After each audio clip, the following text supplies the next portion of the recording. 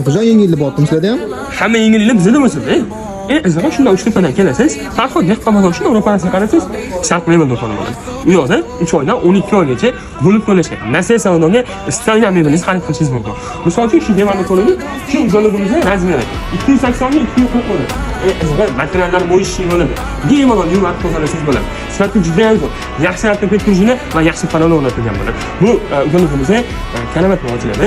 Buni yoqdan kichkina kanapasi sandoq bo'ladi. Qolganisi og'irlik hisob qo'ysangiz bo'ladi. 780 kiloning og'irlik ko'tara oling. Bu yoqqa kanavat bo'ladi.